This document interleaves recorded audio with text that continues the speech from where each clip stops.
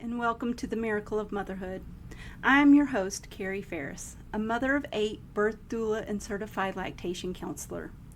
Through this podcast, I set out to share real and raw, beautiful stories of motherhood because no mom should ever feel like she's walking this journey alone.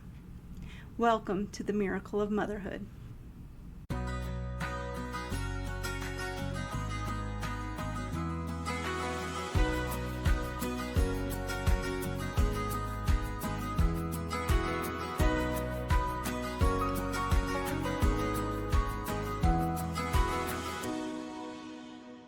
Hi, welcome to the Miracle of Motherhood.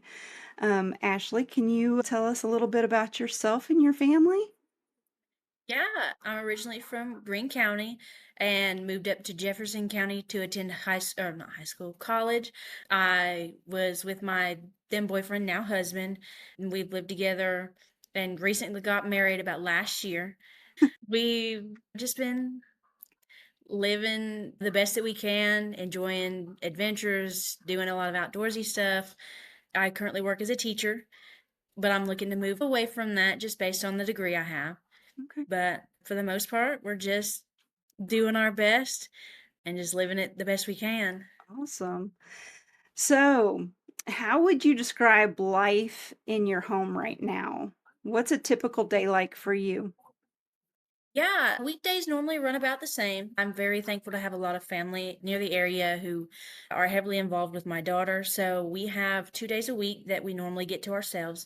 And we do like to take advantage of that because for me and my husband, we find that that one-on-one time with each other is very important, not only to us, but to our marriage as well. During the week, me and my husband both have full-time jobs. We're home in the afternoons, and we spend as much time with our daughter as we can. On the weekends, my mother has her.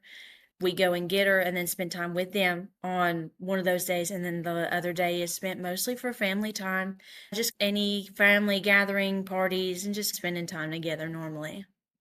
Yeah, Base time. that's great. Is your daughter usually in daycare during the week? No, that's another good positive about the family thing again. My mother-in-law keeps her during the week and she loves her grandparents to the absolute moon and would never come back. She just loves them that much. Yeah, So we're very lucky that she's able to keep her during the week. that is awesome. Having family is so important, especially in these early years. Couldn't do it without them. So, Mm. what's one thing that brings your family joy that you love and share together, all 3 of you? Yeah, yeah. A lot of it's normally the outdoor stuff. Our daughter would run outside, never wear shoes again if we let her. Just really one to be out in nature. She loves the aquarium, loves the zoo. So just getting out and about, doing that, going to the parks, just spending a lot of outdoors time with each other is a big thing for us. Yeah, we love that stuff too. That's Oh, yeah. awesome. And you mentioned that your pregnancy was planned. What was it like preparing for that new season of life while finishing your bachelor's degree?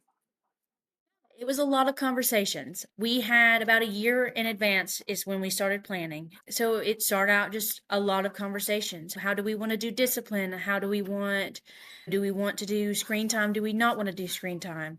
Is there people that we would rather not leave her alone with when she gets older? Are we doing schooling? Are we doing homeschool?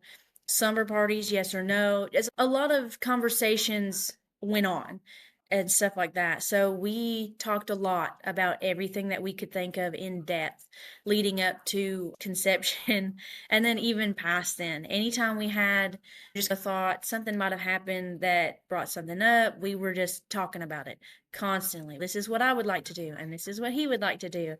And thankfully, most of the time, we were on the same page with it. But that was it. A lot of communication in the planning. Yeah, communication is so key. There's so many couples out there who get into having babies before they even talk about half of that stuff.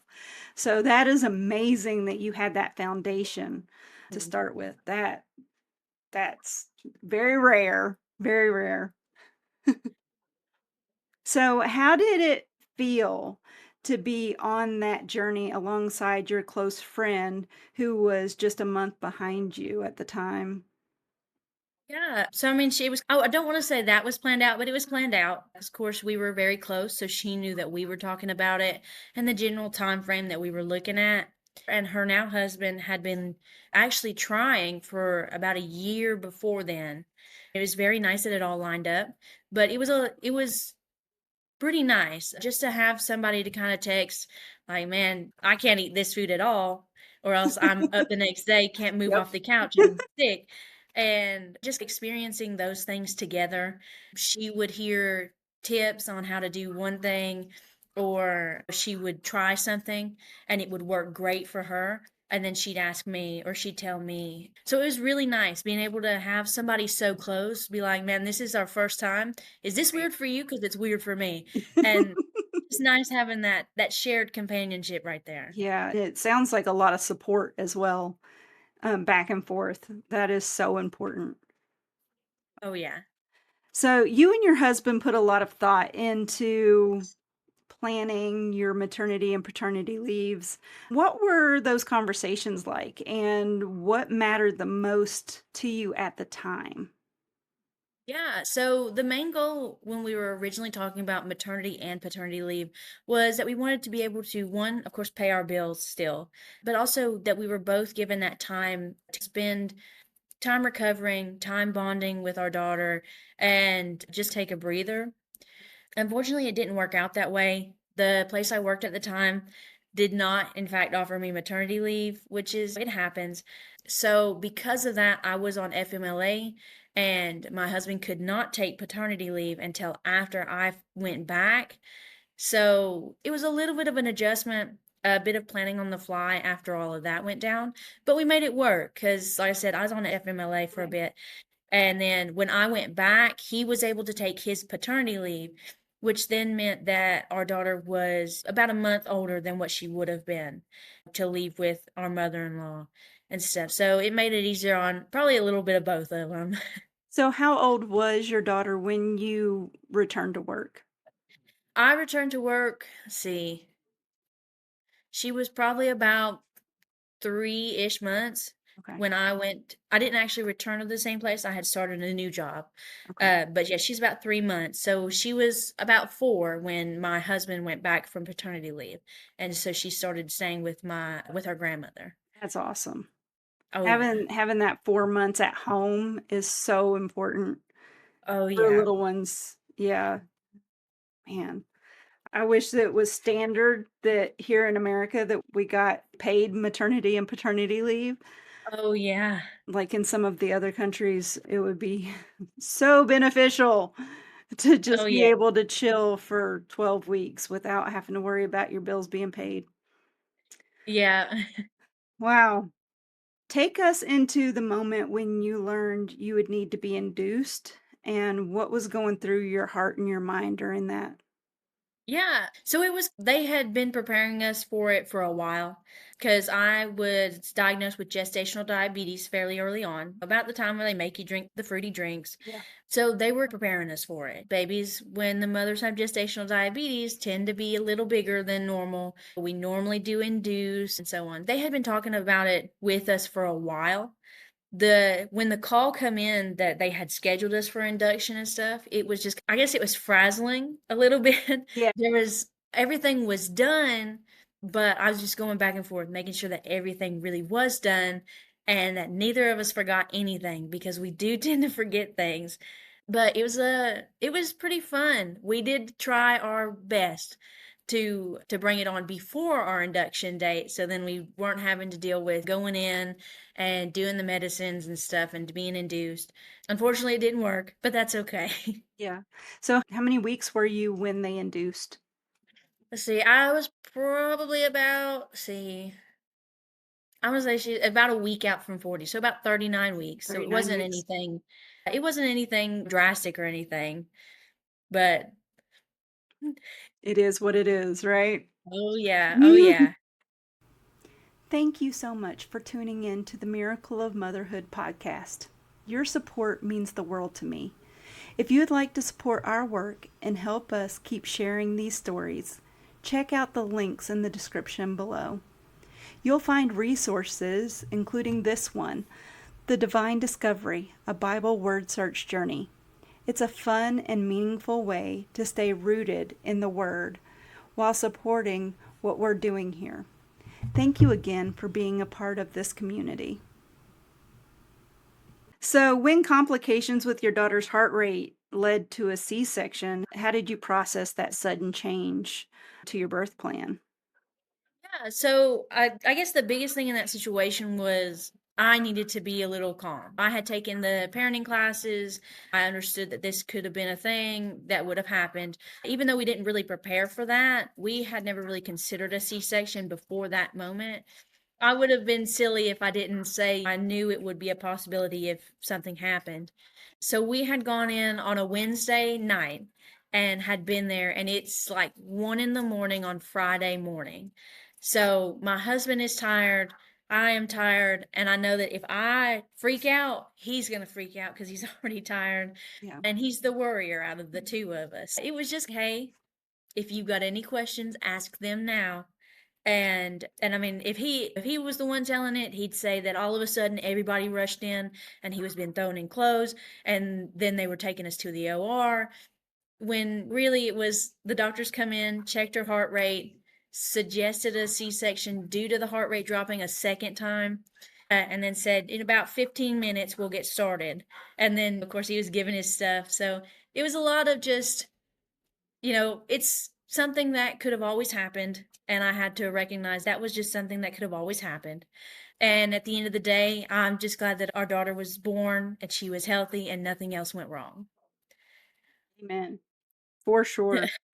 So, looking back, what stands out the most to you during that birth experience? Was it fear, relief, gratitude, mix of everything? I would just say emotion wise, it was just very happy. Like I said, I'm normally the calm one out of the two of me and my husband. It was just all fun. We were first time parents. This is the first time I would have even had an extended stay in a hospital room.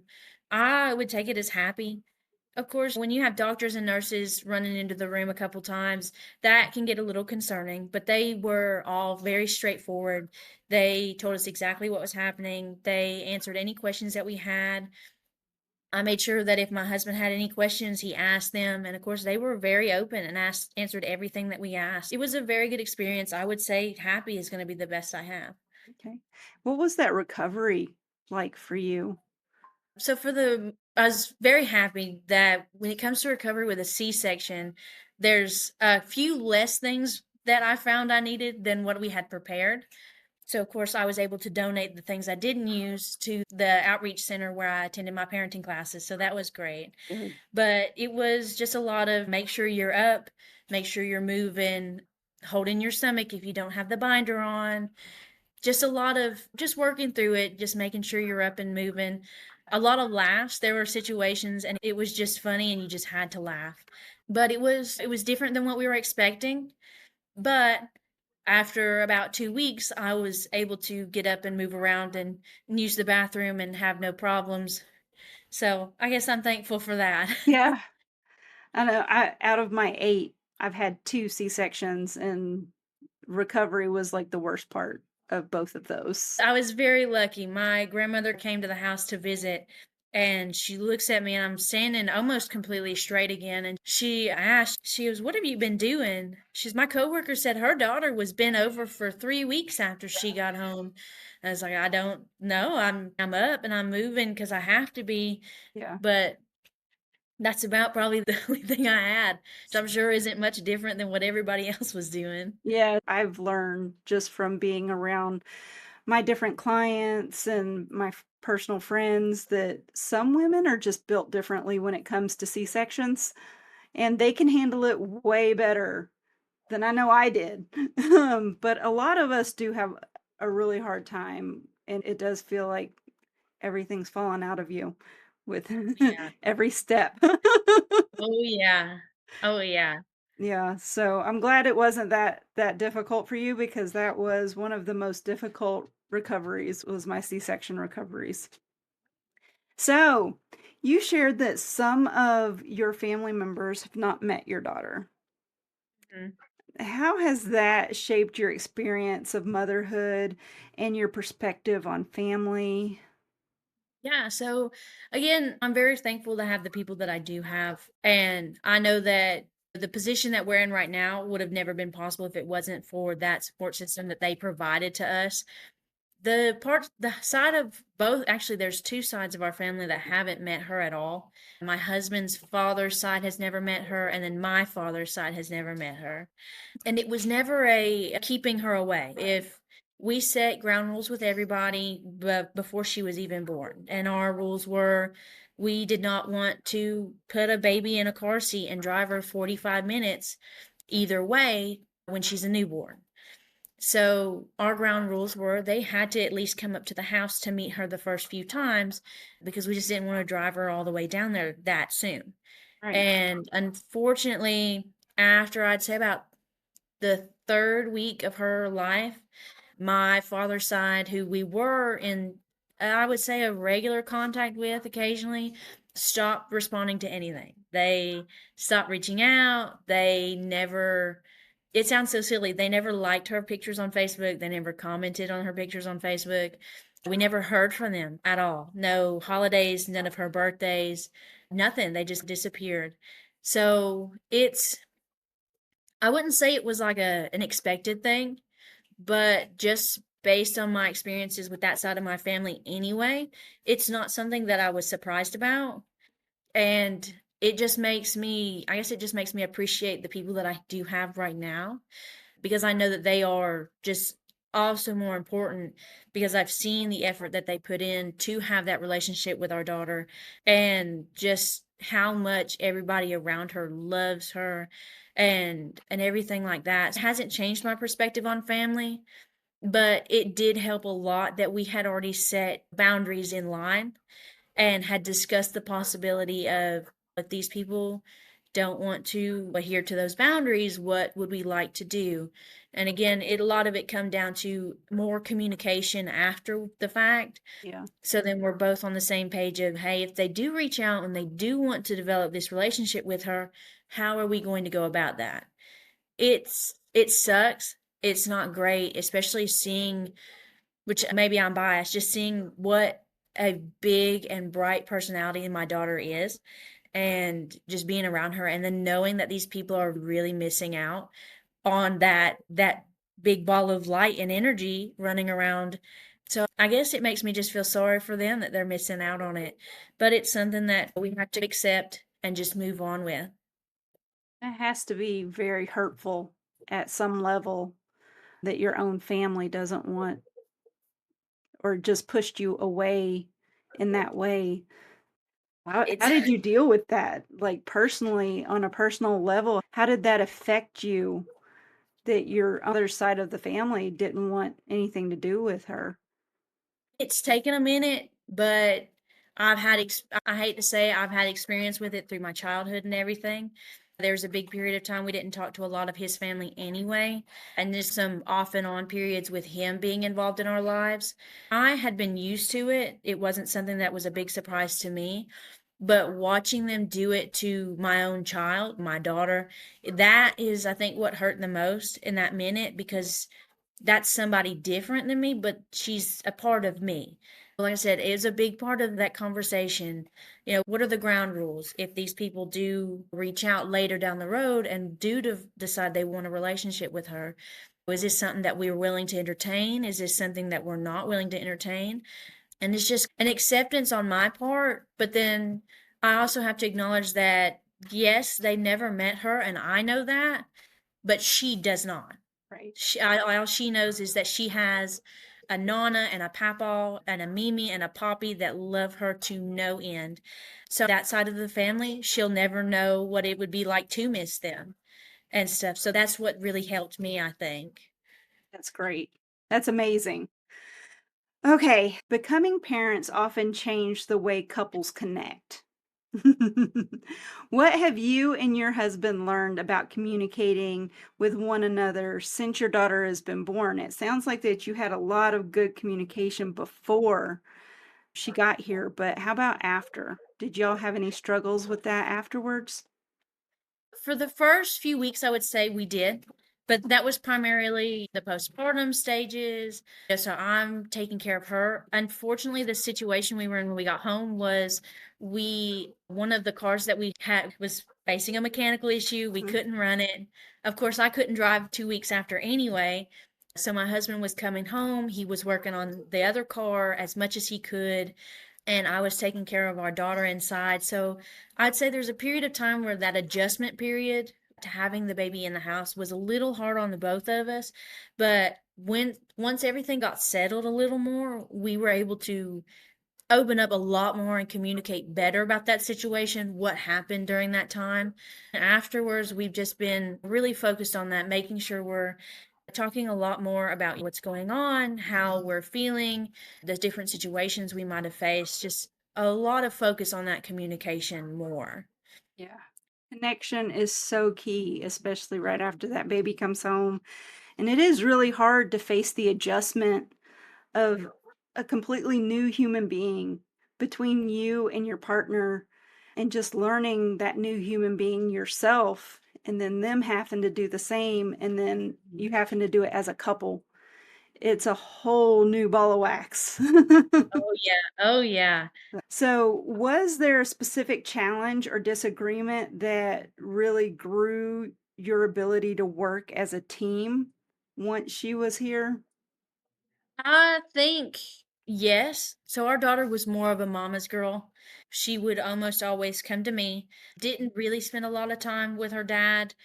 So I feel like that brought on a lot of challenges because not only was he facing the feeling of feeling like he was missing out on important milestones while he was at work all day, but she didn't want to interact with him a lot when she was younger. It was always me. So that was a big challenge for us both because it affected him to the point where he felt his own daughter didn't want anything to do with him. And so early on like that, it's very easy to just think, man, this is how my life's going to be for the next 18 to 60 years. She's never going to want me. Yep. And that was a big thing early on. And it was a lot of just reassurance.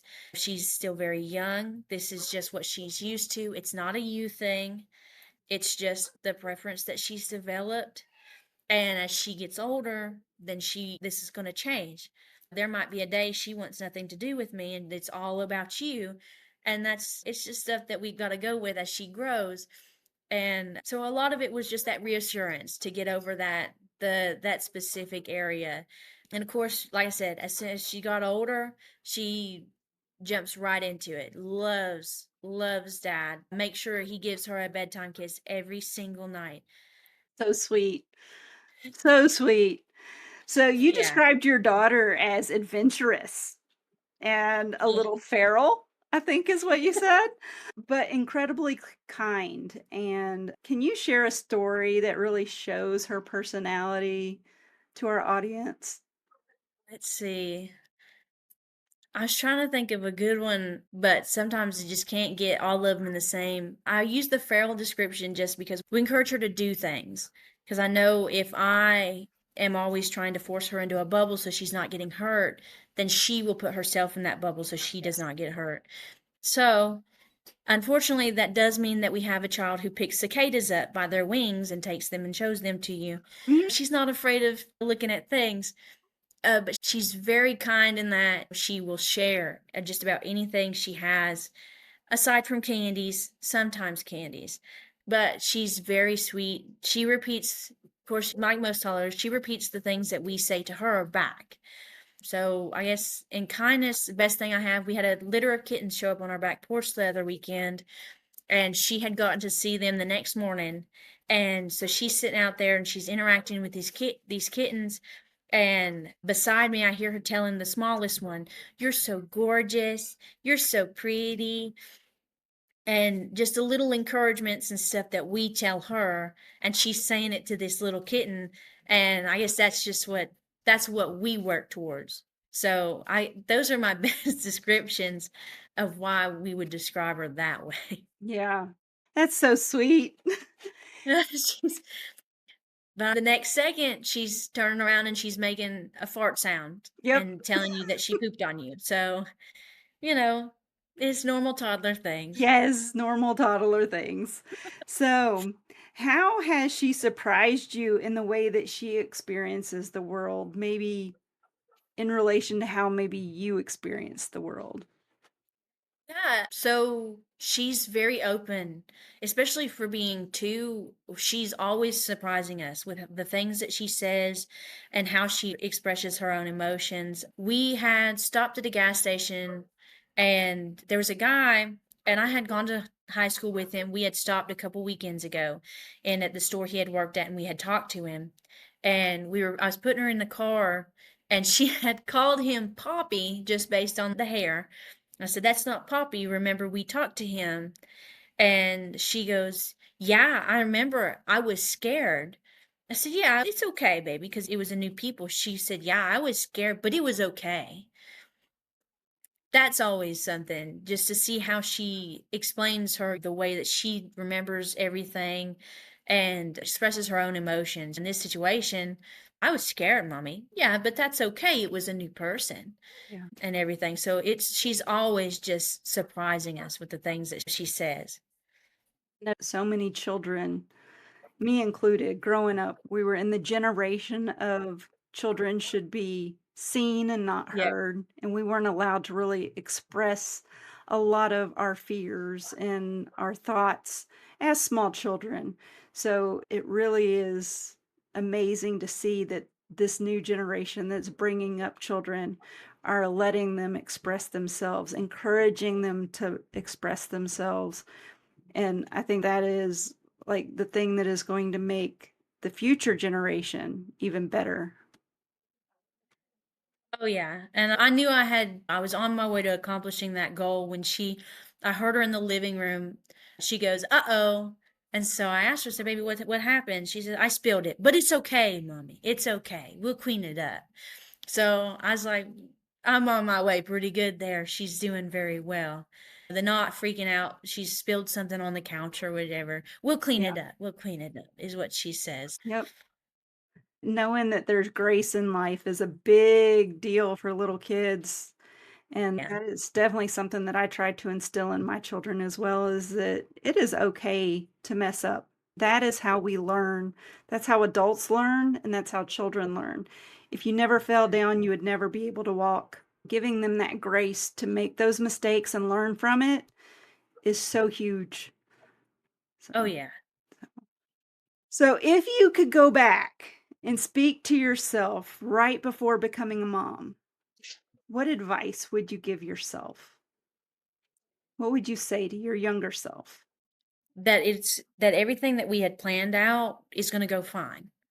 Just take the sudden changes, take them in stride, and do the best that you can with what you're given. And that's a lot of it. So just any sudden changes, things that, didn't go exactly the way you planned, it's all going to turn out just fine. Everything that we had already planned for, it's as long as that's in place, we're good. Yeah, for sure. So Oh on yeah, this podcast, we like to say cherish every season of the journey. Looking back at your journey so far, which I know it's been short because she's only, what did you say, 2? too. But from planning your pregnancy to raising your adventurous little 2-year-old, what season of motherhood are you in right now? And how are you cherishing this part of your motherhood journey? If I were to say a season, I would just gonna have to say I'd call it the rainy season. Just having a 2-year-old, you're always running somewhere. She's wanting to jump in those puddles, wanting to explore and experience. And a lot of the times I find myself saying, "It's okay. Everything comes out in the wash." So I would say we're in the rainy season here, but it's good because I get to watch her experience the world and find new things that she loves and enjoy the things that when I was little, I enjoyed doing, and then watch it through her and everything. So I'm having a blast. That's awesome. I would like to thank you so much for giving your time and your story to all of our listeners today. And if anybody has a motherhood story that they would like to share with us, please email us at stories@themiracleofmotherhood.com.